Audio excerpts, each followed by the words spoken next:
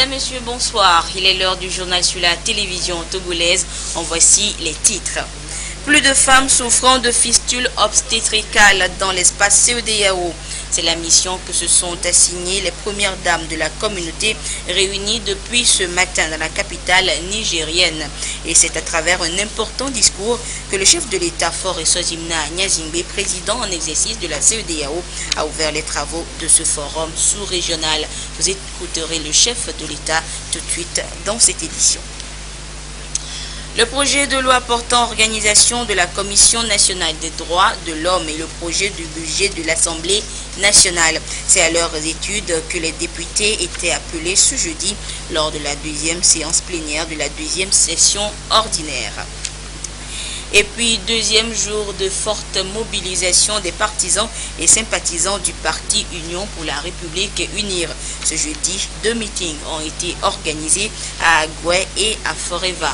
Le message était le même, prôner la paix et le vivre ensemble tout en soutenant la politique du chef de l'État. Voilà pour les titres une fois encore. Bonsoir. Le chef de l'État, Faure Sozimna Nyazingbe, président en exercice de la CEDEAO, a procédé au lancement des travaux du forum des premières dames de l'organisation sous-régionale. Et c'était ce jeudi à Niamey au Niger. En ouvrant cette rencontre, le chef de l'État a rappelé l'importance et surtout la noblesse de la lutte qu'elle s'engage à mener, l'éradication de la fistule obstétricale. Écoutons le chef de l'État, président en exercice de la conférence des chefs d'État et de gouvernement de la CEDEAO à l'ouverture du forum ce matin. C'est pour moi-même et pour la délégation qui m'accompagne une joie d'être parmi vous et d'assister à cet important forum consacré à des questions cruciales et vitales pour nos sociétés. Je voudrais avant tout remercier son Excellence le Président Mamadou Issefou et Madame la Première Dame du Niger pour la qualité de l'accueil et les attentions dont nous sommes l'objet depuis notre arrivée à Niamey. Cette reconnaissance s'adresse également au peuple frère de ce beau pays, pour la chaleur de son hospitalité, car comme je le disais tout à l'heure, je me sens vraiment ici comme à Lomé. Je me réjouis de l'engagement des premières dames de la CEDEAO, qui, par leurs initiatives concertées, œuvrent avec une attention toute maternelle à l'épanouissement des femmes et à la protection des enfants. En somme, au bien-être des familles au sein de notre espace commun. Monsieur le Président, Mesdames et Messieurs, le présent forum se caractérise par la pertinence des thèmes abordés autant que par l'acuité des aspects vitaux qu'il recouvre. Ces problématiques sont intrinsèquement liées au défi de la pauvreté, comme vous l'avez dit, et de l'insuffisance ou du manque d'éducation, ainsi qu'à des obstacles socio-culturels. Les sujets que nous abordons aujourd'hui méritent toute notre attention car ils se trouvent à la croisée de toutes les politiques que nous mettons en œuvre pour le progrès et la prospérité partagée. Comment, en effet, envisager une croissance soutenue de nos économies sans nous attacher à offrir un cadre social protecteur et un environnement sanitaire adéquat aux citoyens de la CEDEAO qui sont les premiers acteurs du développement. Les interventions que nous venons d'écouter résument bien la convergence de nos vues sur ce point. Les experts réunis dans ce cadre ont fait un travail remarquable dont les résultats serviront de socle aux décisions que nous devons prendre pour avancer concrètement dans l'amélioration de la santé maternelle et mieux protéger les femmes et les enfants contre toutes les formes de violence. Au-delà de ce consensus sur nos objectifs, je voudrais m'appesantir sur un sujet important, celui de la mutualisation de nos efforts en vue d'une véritable synergie d'action. La CEDEAO des peuples est une belle aspiration qui se traduit par la mise en commun des efforts et le partage des expériences pour des progrès collectifs. Nous devons absolument renforcer notre processus d'intégration dans tous les domaines pour lui donner toutes les chances de réussir. L'intégration réussie est aussi celle où toutes les composantes de la société sont mises en situation de parvenir à une insertion sociale et économique harmonieuse. Or, tant qu'il subsistera, au détriment des femmes et des enfants, des discriminations et causes de vulnérabilité aggravées, des violations de droits, des pratiques traditionnelles invalidantes, nous serons loin de notre objectif qui est de construire une région épanouie et prospère. C'est la raison pour laquelle je voudrais insister sur l'urgence de mettre en œuvre des programmes concertés ayant un impact direct sur nos populations dans leur ensemble. Ceci reste valable qu'il s'agisse du cas poignant de la fistule obstétricale, de la lutte contre la persistance des mutilations génitales ou encore du nécessaire renforcement des systèmes de protection de l'enfant. Monsieur le Président, chers frères, Mesdames les Premières Dames, chers invités, je voudrais m'arrêter un instant sur l'élément que nous avons visionné il y a quelques minutes. La question de la fistule obstétricale est une douleur absolue, non seulement pour les femmes atteintes et leurs proches, mais également pour nous tous. C'est vraiment la maladie de l'exclusion, car non seulement elle touche, vous l'avez dit, essentiellement les femmes ayant peu ou pas d'accès à une prise en charge adéquate, mais surtout, elle continue malheureusement de les reléguer au banc de leur communauté. C'est un problème majeur de santé publique et de société qui requiert, à mon sens, une détermination infaillible pour parvenir à son éradication totale. Il s'agit avant tout d'une question de dignité humaine. Et c'est pour ça, Monsieur le Président, que je ne pouvais pas ne pas répondre positivement à votre aimable invitation. Il en est de même lorsque nous abordons les nombreuses formes de violence exercées sur les femmes et sur les enfants. Elles accentuent gravement la vulnérabilité des victimes et se soldent par un coût social et économique élevé. Fort heureusement, dans chacun de nos pays et de plus en plus au niveau communautaire, des progrès ont été réalisés et je voudrais le saluer. Nous avons à cet égard des raisons de croire en l'avenir. Toutefois, le rythme des avancées doit être accéléré et les efforts d'harmonisation poursuivis, en même temps que la recherche d'une nouvelle approche certainement plus holistique à la problématique. Nous devons continuer d'agir à la fois sur les facteurs sanitaires et médicaux et sur les aspects sociaux, culturels et économiques que vous avez souligné à juste titre, Monsieur le Président. C'est seulement ainsi que nous mettrons toutes les chances de notre côté pour tenir les engagements auxquels nous avons tous souscrits dans le cadre de la vision 2020 de la CEDEAO, les objectifs de développement durable sous l'égide des Nations Unies et de l'agenda 2063 de l'Union africaine. Je voudrais ici réaffirmer la volonté de la conférence des chefs d'État et de gouvernement à soutenir et à accompagner les programmes du Centre de la CEDEAO pour le développement du genre en matière de prévention, de prise en charge et de réinsertion. Une attention particulière sera portée à la coordination, car c'est elle qui nous permet de réaliser un suivi intégré des actions et des résultats et de redéfinir, adapter nos objectifs en conséquence. C'est donc à juste titre que le présent forum est consacré à la formulation d'une réponse concertée, impliquant à la fois le leadership éclairé des Premières Dames, la participation effective des femmes et l'engagement renouvelé de tous les acteurs institutionnels de l'espace CEDEAO.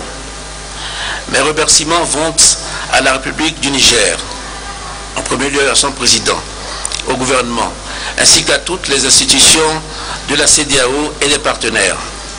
Les chefs d'État et de gouvernement que nous sommes s'inscrivent dans cette coalition pour l'éradication de toutes les formes de violence basées sur le genre et pour l'amélioration des mécanismes communautaires de protection de l'enfant. Je suis optimiste quant à nos chances d'y parvenir, car la mobilisation est générale en notre sein et l'accompagnement de nos partenaires dans cette lutte n'a jamais été démenti. Parier sur l'avenir, c'est miser sur la participation des femmes et des jeunes au développement, car ils représentent une force vive et un réel atout pour notre continent. Cette vision se trouve à la base de toute la réflexion dont se saisit aujourd'hui le Forum des Premières Dames de la CEDEAO. Nous restons déterminés à poursuivre la consolidation du cadre législatif et réglementaire destiné à renforcer les systèmes de protection de l'enfance et à promouvoir les droits des femmes et des jeunes filles en Afrique de l'Ouest. Les documents adoptés par la réunion ministérielle d'hier viennent réaffirmer la cohérence des orientations que nous nous sommes données en matière de promotion et de protection des droits humains au sens large. Au nom de mes pairs de la conférence des chefs d'État et de gouvernement, je voudrais réitérer notre entière adhésion à cette dynamique qui doit nous permettre, à terme, de garantir à chaque citoyen et chaque citoyenne de l'espace CEDEAO un cadre de vie sécurisé et épanouissant. Les aspirations de nos populations, en ligne avec nos ambitions de développement, imposent que nous mettions tout en œuvre pour optimiser le dividende démographique au sein de notre communauté, comme c'est le cas partout ailleurs. Aussi voudrais-je nous inviter instamment à intégrer le paramètre de l'évolution de la situation des femmes et des enfants en Afrique de l'Ouest comme un indicateur de référence. En visant l'intégration des États et la CEDEAO des peuples, nous devons faire de l'harmonie entre les différentes composantes de la société un objectif intermédiaire et stratégique. C'est l'essence de ce qui nous rassemble. Cette cause pour laquelle le Forum des Premières Dames de la CEDEAO s'engage est le dénominateur commun des politiques et programmes que nous mettons en œuvre dans nos pays et au plan communautaire. Pour finir, je voudrais revenir sur le thème de la Journée internationale pour l'élimination de la fistule obstétricale le 23 mai dernier. Je cite, « L'espoir, la santé, dignité pour tout le monde ».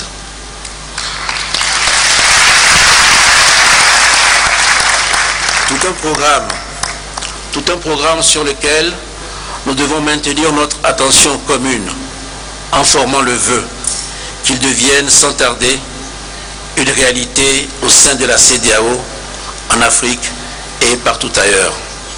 J'ai foi qu'ensemble nous y parviendrons.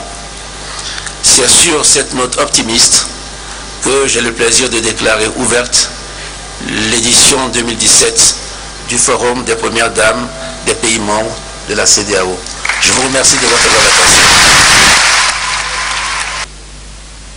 C'était donc l'allocution du chef de l'État, président en exercice de la CEDEAO, en ouvrant les travaux du Forum des Premières Dames de l'organisation sous-régionale.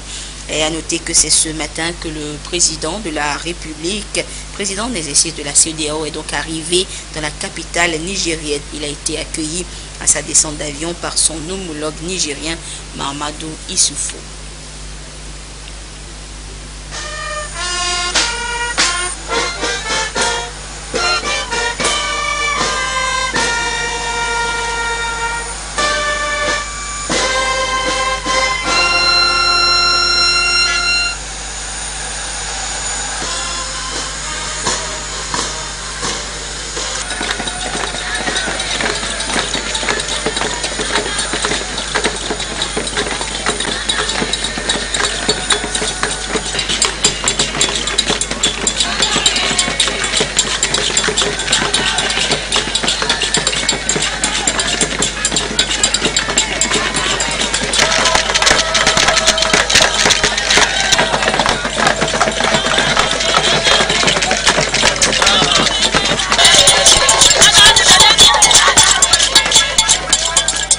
également été salué par la colonie togolaise au Niger, comme vous le voyez là sur ces images.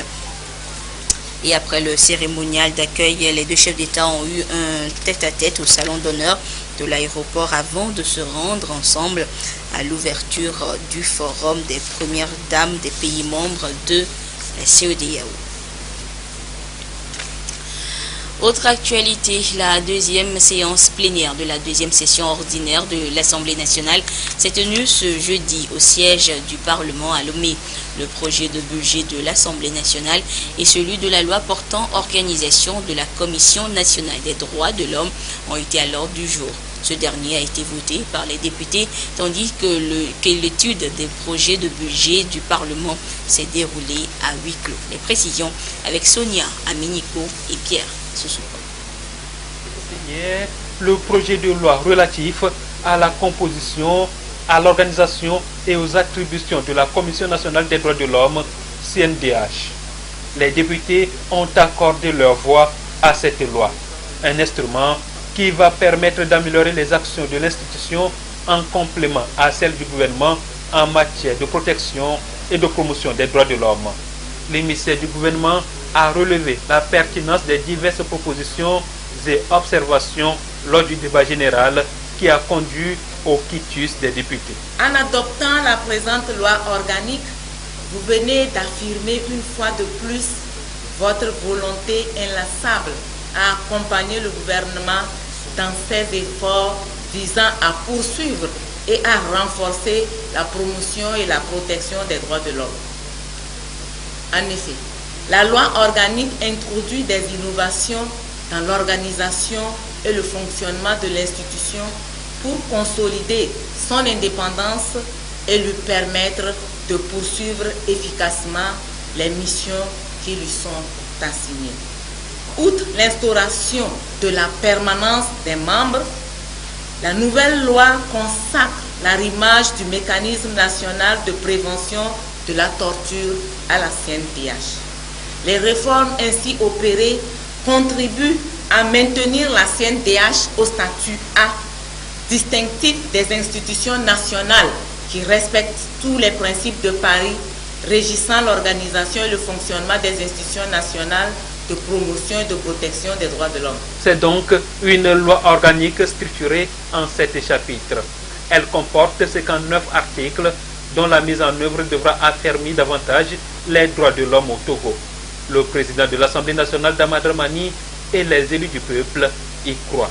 Le Togo, notre pays, est l'un des pionniers de la lutte pour la promotion et la protection des droits de l'homme sur notre continent. Et c'était sous l'impulsion du père de la nation,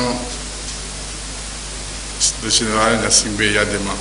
C'est le sens de la création depuis 1987 de la Commission nationale des droits de l'homme, dont la mission est de documenter toutes les violations des droits de l'homme dans notre pays.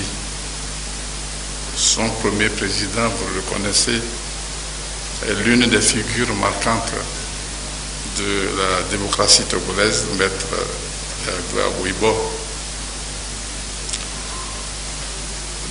Depuis lors, cette commission fait l'objet d'un processus dynamique de transformation et d'adaptation aux exigences de notre temps, lequel processus a été notamment marqué par l'élévation de la Commission nationale des droits de l'homme au rang d'institution de la République, suivi de toutes les autres réformes dont nous avons abondamment parlé lors de nos précédents débats. Tout ceci a permis à la CNDH d'affirmer son indépendance, d'augmenter l'efficacité de ses actions. Son accréditation au statut A par le Comité international de coordination des institutions nationales de promotion des droits de l'homme confirme la justesse des réformes opérées et l'efficacité de la CNDH du Togo. Le volet prévention de la torture fait désormais partie de cette mission, la CNDH, et fait de celle-ci une institution de référence dans la sous-région. La plénière a été également consacrée à l'étude du projet de budget de l'Assemblée nationale. Celle-ci s'est déroulée à huis clos. À l'ouverture de la séance, les députés ont tous observé une minute de silence en mémoire de Pitang Tchala, le désormais ex-président de la HAC, qui a tiré sa révérence il y a quelques jours.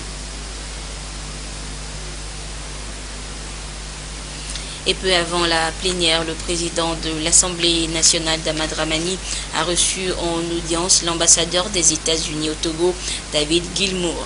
La situation politique au Togo était au menu des discussions entre les deux hommes. Nous écoutons le diplomate américain au micro de Zabdiel Mignac. C'est un plaisir toujours de rencontrer son Excellence Monsieur le Président de l'Assemblée nationale et on a parlé de la situation actuelle au pays et le fait que nous, les diplomates, nous sommes très engagés à encourager le dialogue entre tous les acteurs politiques du pays et certainement d'encourager ceux qui veulent manifester, s'ils veulent manifester, qu'ils le font pacifiquement. Et nous voulons promouvoir la paix et le dialogue dans le pays.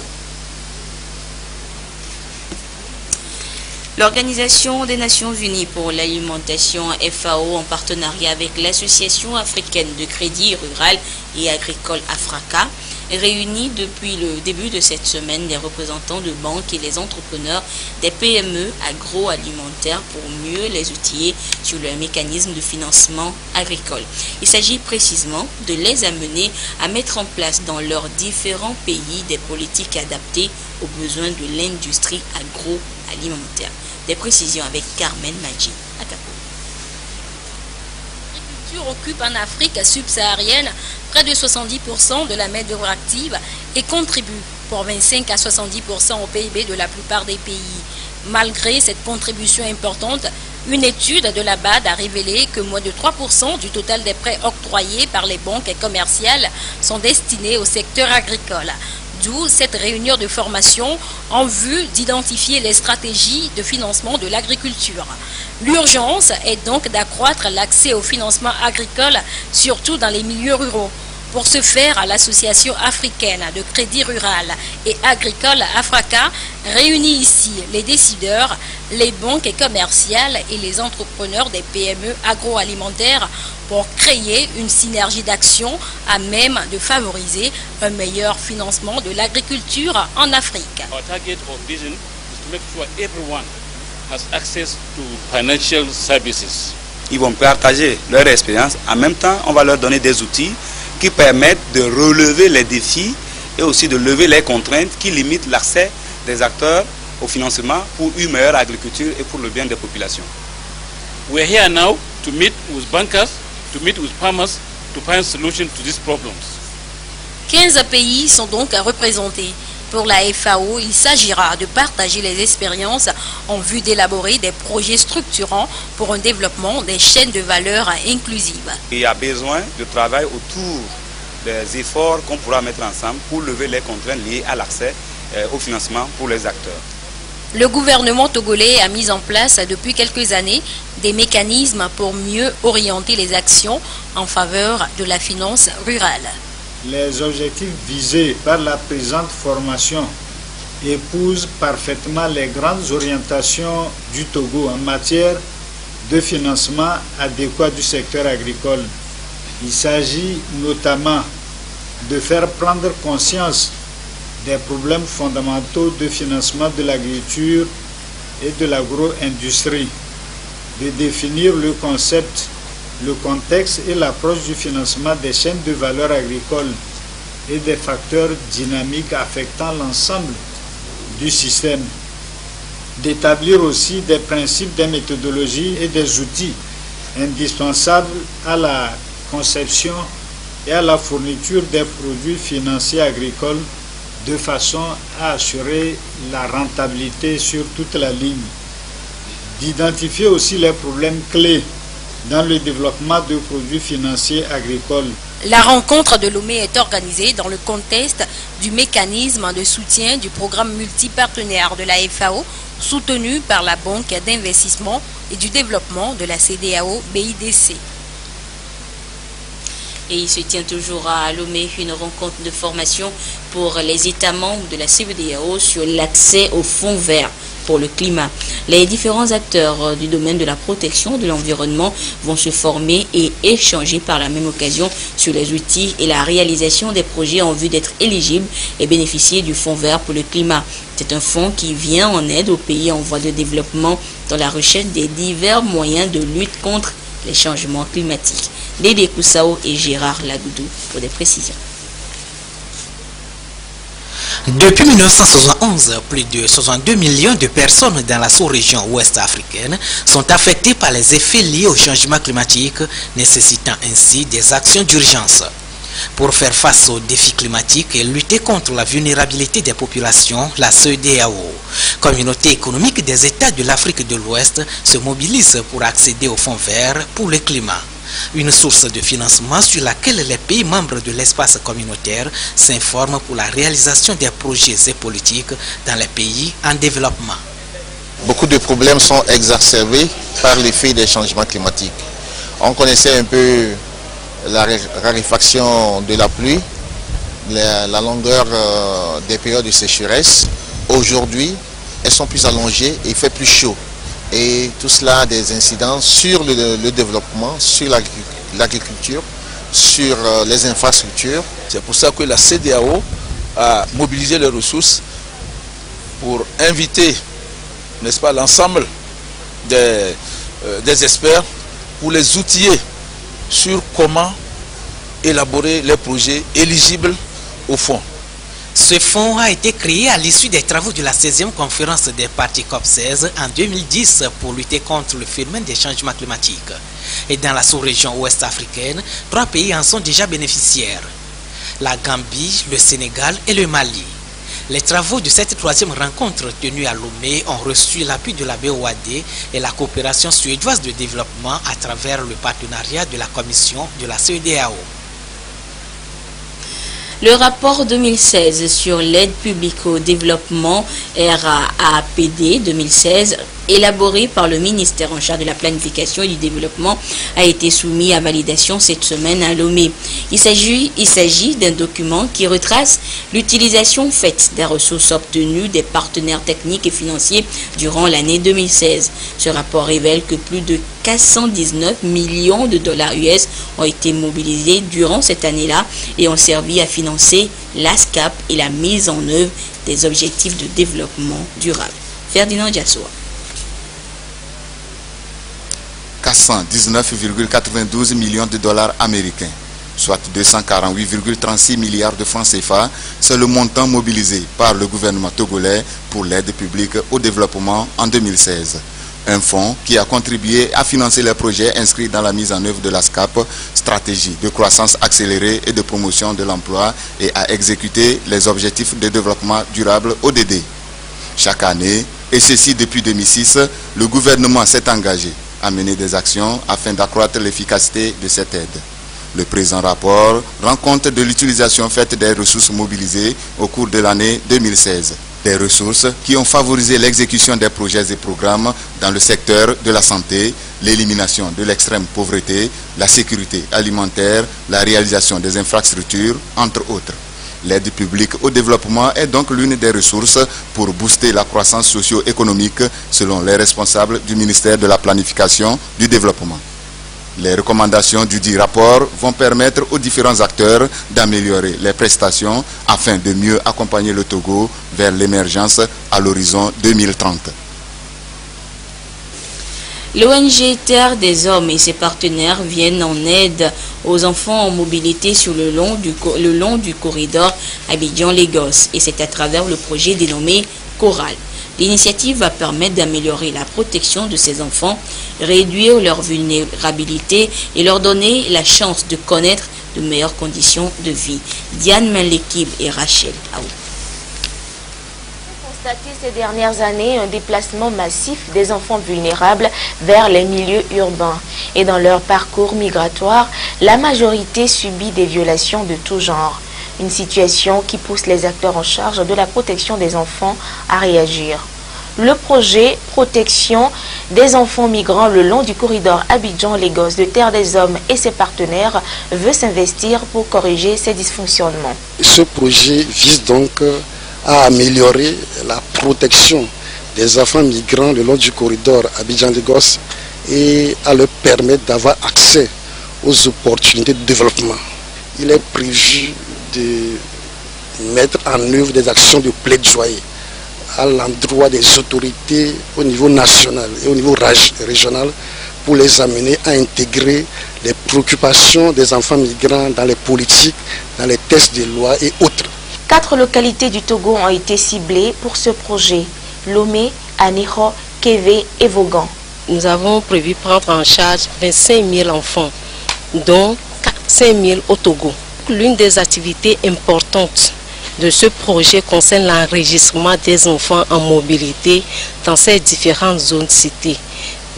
Ça n'exclut pas les enfants venant de toutes les localités du Togo. Et nous allons aussi animer des points espoir, des espaces d'animation de ces enfants en mobilité que nous appelons points espoir au niveau de chacune de ces zones. Et il est prévu aussi la formation des gardes frontières pour pouvoir suivre les enfants en mobilité, pouvoir les identifier, les référencer pour leur accompagnement. Le projet Coral va couvrir les 5 pays le long du corridor Abidjan-Lagos, à savoir la Côte d'Ivoire, le Ghana, le Togo, le Bénin et le Nigeria sur une période de 3 ans. Le 5 juillet dernier, la localité de Wahala dans les plateaux a été inondée suite à des pluies diluviennes. Pour voler au secours des populations sinistrées, le gouvernement leur a offert des vivres et non-vivres par la voix de la ministre en charge de l'action sociale. Le compte rendu avec Silver Abdou.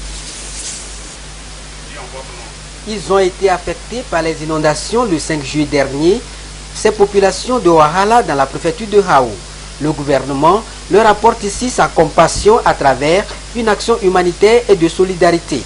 Un appui en vivres et non-vivres apporté par la ministre de l'Action sociale, de la promotion de la femme et de l'alphabétisation.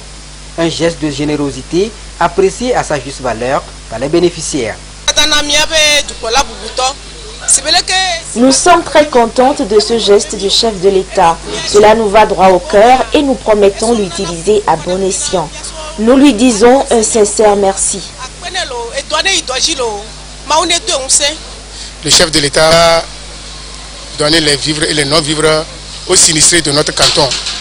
Je le remercie bien et je prie Dieu qu'il donne la force, qu'il continue pas à se rappeler de nous. Sincèrement, c'est un grand merci. L'inondation qui a touché environ 106 ménages a sur son passage fait des dégâts matériels.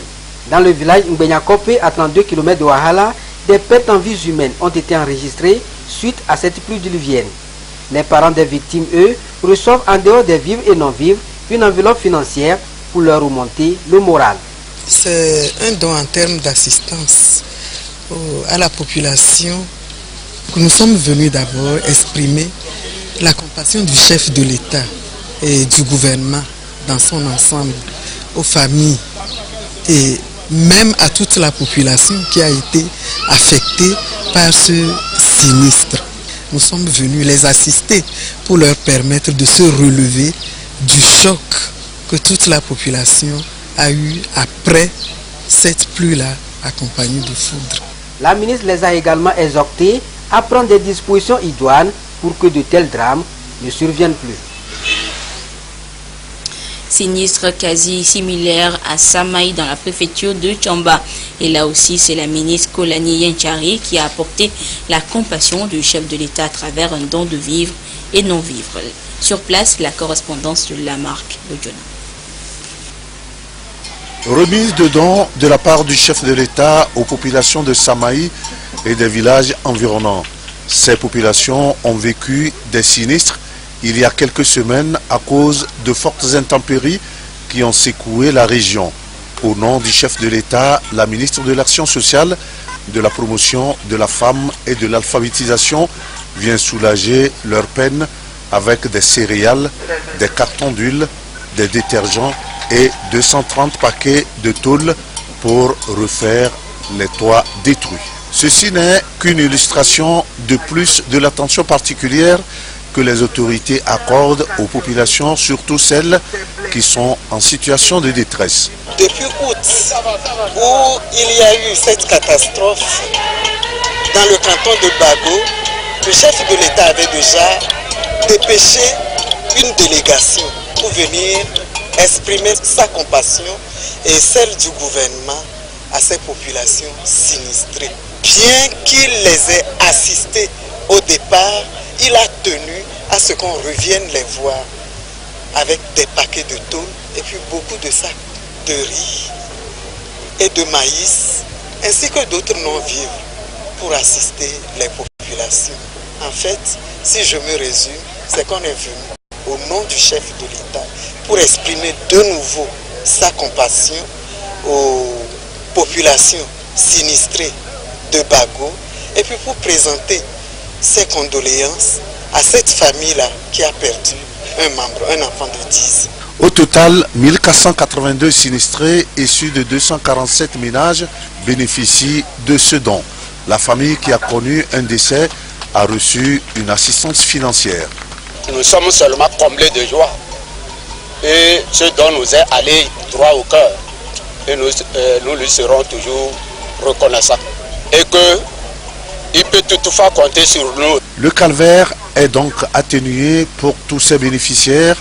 Ils vont bientôt quitter cette école où ils se sont abrités depuis août dernier. Toutes nos excuses pour la mauvaise qualité des images. Cette interrogation à présent, la culture contribue-t-elle au développement économique et social de l'Afrique de l'Ouest? L'Union économique et monétaire ouest-africaine tente de répondre à cette interrogation en cherchant des stratégies pouvant donner une nouvelle dimension aux valeurs culturelles africaines.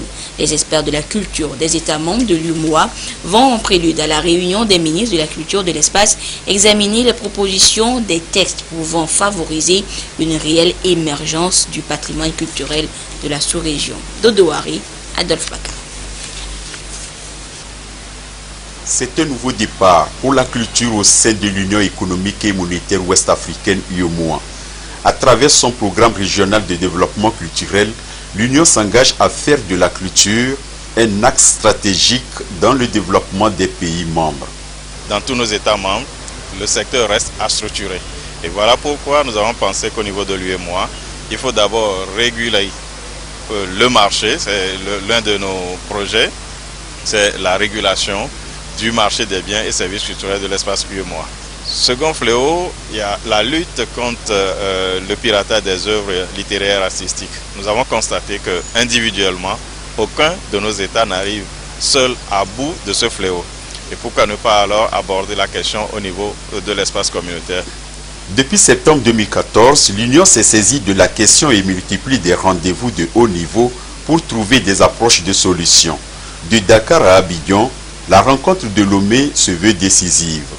Il s'agira d'adopter les textes de mise en œuvre.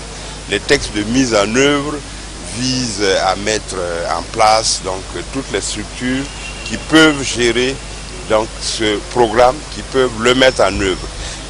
L'UEMOA en fait est un cadre de rencontre des 8 États pour adopter des politiques communes et pour appuyer les actions qui vont se mener au sein des États. Donc c'est une structure d'appui, une structure de fédération et nous espérons vraiment que la réunion de Lomé va permettre de faire de grandes avancées sur les questions culturelles. Réunion sectorielle des experts, elle balise donc la voie à la rencontre des ministres de la culture de l'UEMOA.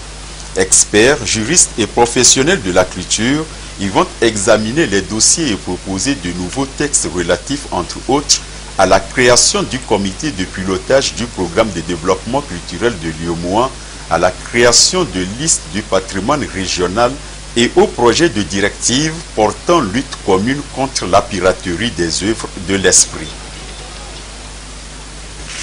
Dans l'actualité politique, je vous le disais en titre, ce deuxième jour de forte mobilisation des partisans et sympathisants du parti Union pour la République UNIR. Ils étaient pour certains en meeting à Argué et pour d'autres du côté de Foreva pour réaffirmer tous ensemble leur appartenance à une seule nation et surtout porter un message, celui de la non-violence et de la paix. Le compte rendu avec Luc Assis et Augustin Kossi. La non-violence, la tolérance et l'union, entre autres valeurs cardinales du vivre ensemble, promues au cours de ce meeting. Un meeting qui a rassemblé les militants, les sympathisants et les membres des associations et mouvements affiliés au parti Union pour la République UNIR. Ils sont ici pour réaffirmer leur attachement à la paix et à la cohésion nationale, une politique prônée par le chef de l'État. Nous ne voulons pas la violence. Quels qu'en soient les cas, il faudrait que nous vivons en paix. Si nous sommes en paix, tout ira dans les prochaines années. Et nous voyons le changement qui est venu juste dans les années, dans ces 10 années-là. Il faudrait que la mouvance présidentielle continue comme ça. Quand on parle de la paix, on parle du développement. Et le développement, ça donne le bien-être à la population. C'est uniquement pour la paix. Que la paix règne au Togo, c'est tout ce qu'on veut au Togo. Avec le président fort, il y a la paix. Moi je suis ici, je suis commerçante. S'il n'y a pas la paix, on ne gagne plus rien. Mais quand il y a la paix, le pays évolue. S'il y a la paix, nous devons aller au service, nous devons aller faire de ce que nous voulons. Pour dire non à la violence et pour que la paix règne dans le pays, pour que nous puissions aller de l'avant. Ces jeunes et femmes ont été entretenus sur le référendum et son processus. Un processus qui, selon les premiers responsables de ce regroupement de jeunes, permettra d'entériner le projet de loi du gouvernement adopté par l'Assemblée nationale sur l'initiative du président de la République, Faure Ssozimna Gnassingbé. Nous avons eu à signifier à nos militants qu'il est temps de se préparer pour un futur référendum. Parce que pour nous, c'est dans les urnes que nous allons démontrer notre suprématie et non dans la rue. Et les jeunes ont accueilli ce message avec ferveur et nous leur avons aussi demandé d'être toujours sur leur qui-vive, d'être vigilants et de ne pas céder aux provocations. Ça a été toujours notre leitmotiv parce que en notre sein, nous avons toujours eu l'éducation, le civisme, la citoyenneté comme flambeau de nos militants. Et cet après-midi, nous avons encore voulu démontrer combien de fois toute la jeunesse est derrière son président, M. Faure Ssozimna Gnassingbé. Il était également question d'éclaircir la position de la communauté internationale qui appelle le Togo à aller vite au référendum à ses militants et sympathisants. Nous considérons que l'adoption du projet de loi constitutionnelle visant à modifier les articles pertinents de la Constitution togolaise met notre pays en conformité avec les normes démocratiques reflétant les meilleures pratiques dans la sous-région ouest-africaine. C'est pourquoi, tout en félicitant le président de la République pour son leadership éclairé, nous exhortons nos frères de l'opposition à privilégier le dialogue et la concertation afin que nous franchissions ensemble ce cap important. Tout en insistant sur leur engagement à soutenir toutes les actions du chef de l'État, ces mouvements et associations ont invité les jeunes à l'unité nationale, à la culture permanente de la paix, de l'acceptation de l'autre et du vivre ensemble.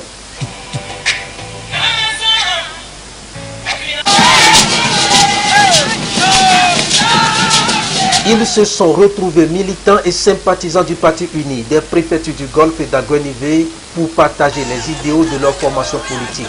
Ils viennent des mouvements et associations affiliées au Parti uni, Union pour la République, et s'engagent à soutenir la politique d'apaisement et de la concorde nationale portée par le chef de l'État, Faure Ssozimna Gnassingbé, dans ses différentes actions. Nous voulons seulement la paix, la solidarité. Nous voulons que nous tous qu'on soit unis. Moi je demande que la paix, il faut que l'opposition et le parti au pouvoir n'ont qu'à rester ensemble pour discuter. C'est la paix qui est importante dans ce pays. Si la paix est menacée, aucun pays ne peut pas investir dans notre pays. Je soutiens la paix qu'il y a au Togo. Parce que moi je viens de très loin, j'ai fait des voyages et j'ai vu que la paix qu'il y a au Togo et la liberté qu'il y a pour les étrangers, il n'y en a pas de l'autre côté. Donc j'aimerais soutenir la paix qu'il y a au Togo et je suis très fière d'être togolaise. Il faut la stabilité politique au Togo pour que les investisseurs, les opérateurs économiques peuvent venir ici au pays, s'installer pour que les activités bougent. Il faut la paix. L'avenir appartient à nous, la jeunesse d'aujourd'hui.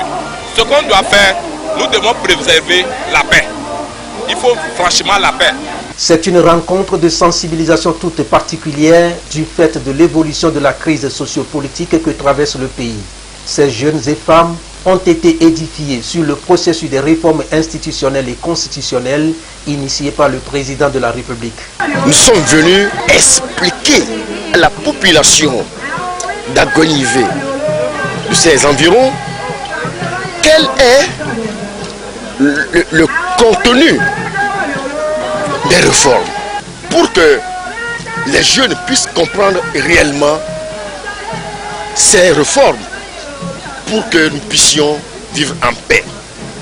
En réalité, ces réformes que le gouvernement a soumises au Parlement togolais, ces réformes vont aider les jeunes à pouvoir avoir également accès au Parlement. Puisque le mandat présidentiel étant limité à 2, il faut que également les jeunes puissent avoir la chance de contribuer au développement du pays par leur participation dans la gestion du pays. Et il faudrait que ces jeunes également arrivent à l'Assemblée nationale avec leurs idées. Les différents points focaux du Parti uni présents à cette rencontre ont exhorté les jeunes associations et mouvements à rester soudés autour de la vision du chef de l'État. Une vision qui met en place les éléments nécessaires pour booster le développement inclusif et participatif du pays dans la paix et la cohésion sociale. Deuxième jour de marche également de l'opposition à l'appel de la coalition des partis politiques. Des marches qui ont sillonné les artères de la ville de Lomé, mais qui ont été marquées par des actes de vandalisme. Le compte rendu avec Adolphe Baca.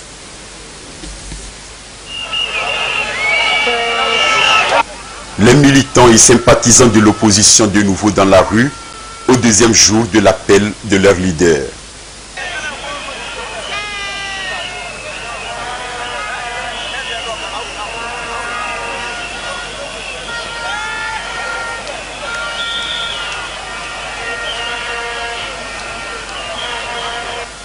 Tout se passe dans l'ordre depuis la matinée sous l'encadrement des forces de l'ordre et de sécurité.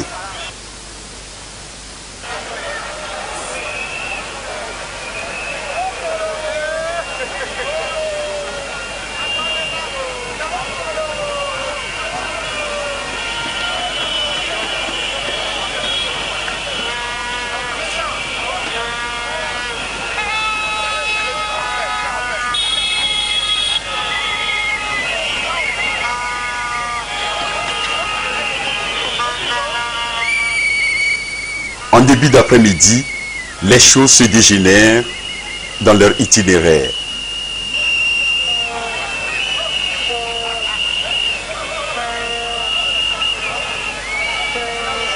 Les jeunes montent des barricades ça et là.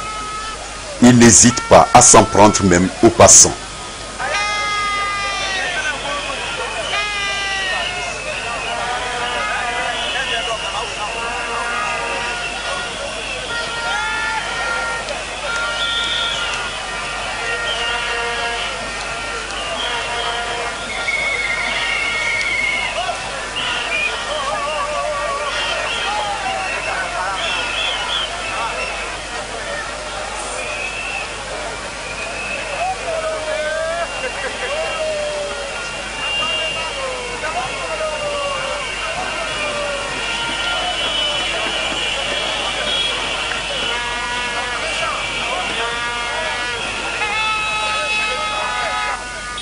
Dans leur évolution, ils envahissent la direction de la gendarmerie nationale, mais la situation très vite maîtrisée par les forces de l'ordre et de sécurité.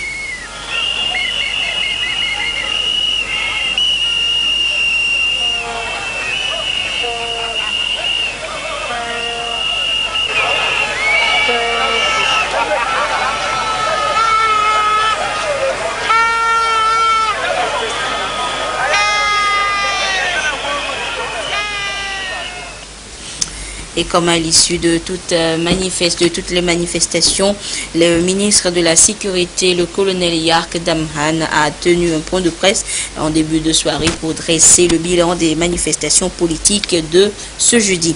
Il était aux côtés de son collègue de la communication et de la formation civique, Guy Madje Lorenzo. Le compte rendu de ce point de presse avec Edem Sousouko. Deuxième jour de manifestation de l'opposition. Contrairement à hier, la journée d'aujourd'hui s'est déroulée dans une atmosphère mouvementée. Selon le ministre Yark Damhan de la Sécurité et de la Protection civile, les manifestants des rangs de l'opposition ont posé des barricades sur plusieurs artères de la capitale et à Sokodé. Il a dénoncé les voies de fait commises sur des passagers. Très tôt le matin, avant même que la marche ne commence à lemer, certains groupes se sont désolidarisés, se sont réorganisés en bande pour s'attaquer à certains de nos compatriotes dans les quartiers comme Adido Gomé, Tochi, Limousine, à Koreswa, à Daolato, à côté ici vers l'hôtel de la Paix, au rond-point Port, à Ijranawe, au grand marché de Lomé. Les gens ont intitulé leur marche aujourd'hui marche de la colère. Mais les tests sont là pour situer les responsabilités. Il y a des responsabilités des exécutants, mais il y a aussi celles des organisateurs. À ces compatriotes, encore une fois, je voudrais leur dire toute notre compassion. Il y a 3 points de départ. Il y a Gakoto, il y a la société CCP et Atikoumé. Bien sûr, les 3 points se sont retrouvés au niveau de la pharmacie du boulevard. Au niveau de Gakoto, la marche a commencé avec une foule estimée à 2500. À 12h05, à 12h23, une vingtaine de motos a quitté Bain Marché en direction d'Akoreswa, en menaçant tous les commerçants au bord de la route. Ceux-ci, par peur, ont fermé leurs boutiques.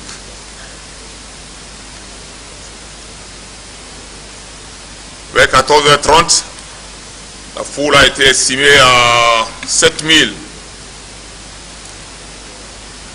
À 15h, le cortège Atikoumé à Dewi a rejoint les marcheurs venus de Gakoto, à hauteur de la pharmacie du boulevard. Cette foule est allée d'abord vers nos bateaux, mais est revenue ensuite sur ses pas avant de reprendre le boulevard du 13 janvier côté est, en direction du point de chute, c'est-à-dire la plage en face de l'hôtel Santa Maria. À cet endroit, la foule est estimée un peu plus de 15 000. On dit 17h, certains marcheurs ont atteint le point de chute, tandis que d'autres se retrouvent encore entre Fiata et le point de chute. À Tikoumé, le rassemblement a commencé vers 9h40 et avec, comme je disais tout à l'heure, le groupe de manifestants qui s'est détaché pour aller poser des barricades. Ils sont allés jusqu'à Segbé. 11h15, des barricades aussi érigées sur la bretelle de Klikame. La marche a effectivement commencé à 12h08 avec une foule estimée à 1500. Ça, c'est à Tikoumé. On vous a donné globalement au niveau du point de chute les estimations. C'est des estimations relevées par les éléments qui ont suivi les marcheurs de bout en bout. Église baptiste, c'est-à-dire société CPP. 12h25, arrivée de Madame Adjamago. Et le cortège a démarré vers 13h30, vers le point de chute. Donc, Atikoumé est arrivé vers CPP et les deux ont démarré pour rejoindre ceux de Gakoto au niveau de la pharmacie du boulevard. Donc, vers la fin, ils sont estimés à 15 000 environ. À Lomé, il y a eu également d'autres manifestations, mais du parti UNIR sur le terrain de Forever et sur le terrain SECO à Dido Adin. Sur le terrain de Forever, 11h03, début du rassemblement. 15h45, début du meeting avec une foule estimée entre 3 000 à 4 000. Terrain Seco, 14h10, le début du rassemblement à 13h20. 14h48, arrivée du président de la délégation spéciale, la préfecture du Golfe. La foule est estimée entre 1000 et 1200. Et le meeting n'avait pas encore commencé au moment où les données sont arrivées à la direction générale de la police nationale. Début de la manifestation à 10h10, avec une foule estimée à une trentaine. 10h53, début de la marche avec une soixantaine environ. À la tête de la marche se trouvait M. Gabriel Dossé Aniron. À 11h33, le député Jean Kissi a rejoint le groupe. 12h16, la marche s'est poursuivie avec une foule estimée à 200 personnes environ. 12h39, arrivé au point de chute. 13h20, fin de la marche sans incident. Toujours dans la région maritime, la préfecture de Tablibo. Hier, il n'y avait rien eu. Aujourd'hui, les gens sont sortis pour marcher. 10h34, début de la marche avec une centaine de manifestants environ. 12h50, les manifestants sont arrivés au point de chute avec une foule estimée à 200 personnes. Avec à leur tête le député Agbo du CAR. Le meeting a pris fin à 12h50, sans incident également. La région des plateaux, à Nié, 11h53, début de la marche, avec une foule estimée à 100 personnes. Et les manifestants étaient majoritairement habillés en rouge. Toujours dans la région des plateaux, à Nié. Donc, 13h14, arrivé au point de chute. J'ai parlé d'une foule estimée à 200 personnes. 14h10, fin de la marche sans incident. Toujours dans la région des plateaux, à Atakwame. 10h39, début de la marche avec une trentaine de manifestants environ. 14h40, fin de la marche sans incident à Atakwame. Un nouveau venu, la préfecture de Wawa, à Badou.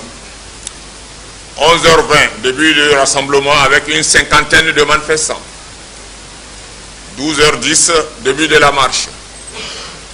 13h50, fin de la marche avec une foule estimée à une quarantaine de personnes.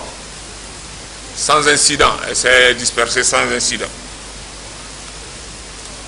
La préfecture de Cloto, à Palimé précisément. 11h25, début de la marche, avec une foule estimée à 200. 11h27, interpellation du nommé Dogwe Ayikofi, 26 ans, artiste dessinateur. En possession d'une bouteille d'essence dans le sac. 15h12, arrêt momentané à hauteur du monument pour la prière musulmane. 15h40, reprise de la marche, donc au Au moment où on enregistrait ces données, la marche n'était pas encore finie. Une nouvelle préfecture enregistrée, Daï à PM. 11h40, début de la marche avec une foule estimée à une centaine de personnes. 12h30, fin de la marche, sans incident.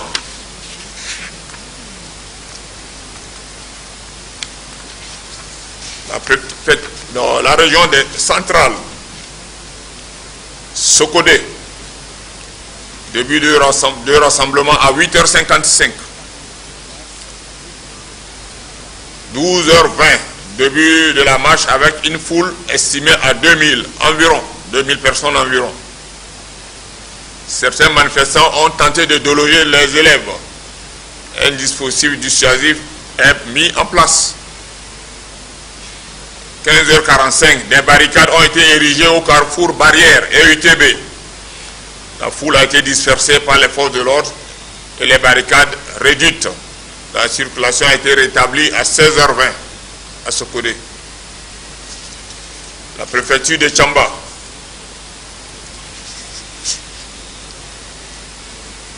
« 10h24, début de la manifestation. La marche a effectivement commencé à 11h30 avec une foule estimée à 150 personnes environ. 12h50, fin de la marche avec 250 personnes environ, sans incident. La région de la Kara, la préfecture d'Assoli, à Bafilo. À 10h05, le début du rassemblement a commencé à 9h. Déjà à 10h05, on dénombrait à peu près 300 manifestants. La marche a commencé à 10h17 avec une foule estimée à 400. 12h15, arrivé au point de chute avec une foule estimée à 700 personnes. 13h20, fin de la marche sans incident. La préfecture de Dankwen, Gerukuka, la marche a été annulée. La région des Savanes,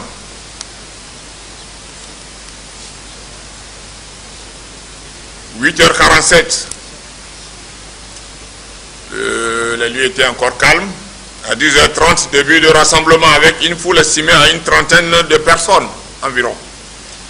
À 12h20, début de la marche avec une foule estimée à 60 personnes. À 14h, fin de la marche sans incident. Les gens sont dispersés sans incident au niveau de Dapon. Il y a bien 60 personnes.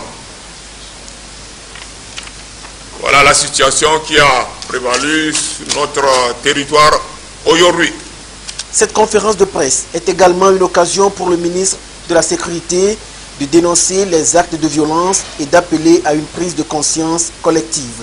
L'effort doit être collectif, ça va être de tout le monde, des organisateurs, de la société civile, je vais insister, et des médias également. Parce que souvent, ce qu'ils font n'est pas perçu. Les désagréments qui causent à nos concitoyens qui n'avaient rien à voir avec la marche, on n'en parle pas. On n'en parle pas. Il y a des presses, ça on ne fait même pas allusion. Tout ce qui intéresse, combien de grenades de lacrymogènes on a balancé. C'est ça qui intéresse les gens. Les gens dressent des barricades. Il y a des journaux qui n'en parlent jamais. Les journalistes ont souhaité avoir l'avis du gouvernement sur le communiqué conjoint CEDEAO, Union africaine, Bureau des Nations Unies pour l'Afrique de l'Ouest et le Sahel. Et le ministre Guimadi Lorenzo de la Communication a apporté des éclaircissements. Normalement, chaque fois que le gouvernement doit réagir, il ne fait pas communiquer. Donc, un communiqué sortira par rapport à cela. Mais vous devez savoir, ce communiqué conjoint appelle à l'apaisement et au dialogue entre les Togolais. Et je pense que ce communiqué reflète l'opinion de la communauté africaine et de la communauté internationale. Et je pense de bon nombre de Togolais qui pensent qu'il ne peut pas y avoir de règlement de solution dans ce que nous sommes en train de constater.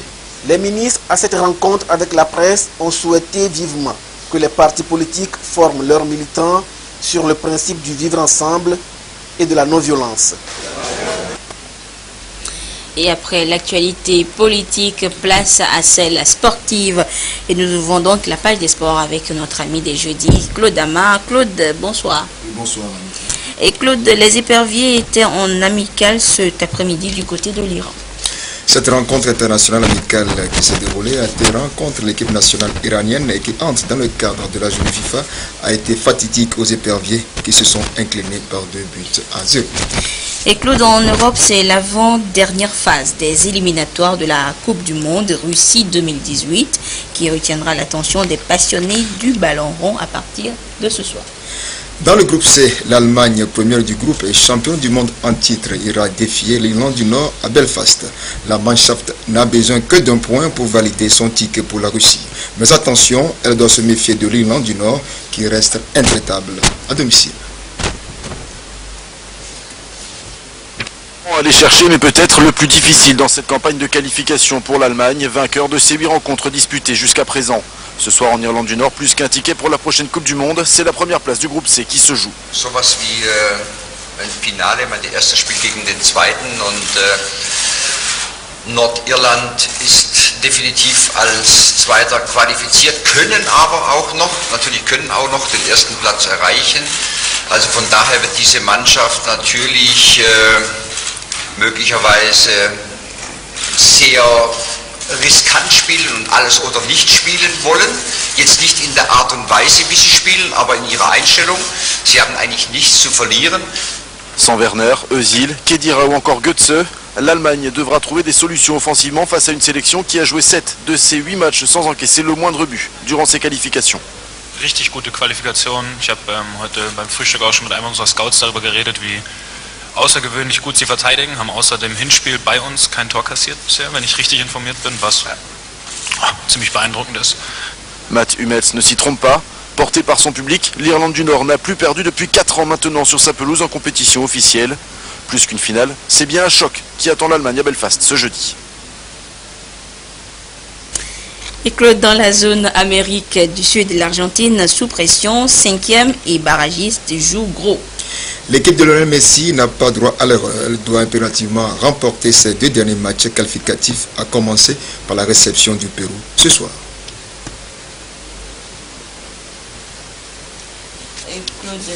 On a des soucis techniques. Nous reviendrons donc sur cet élément dans notre prochaine page des sports.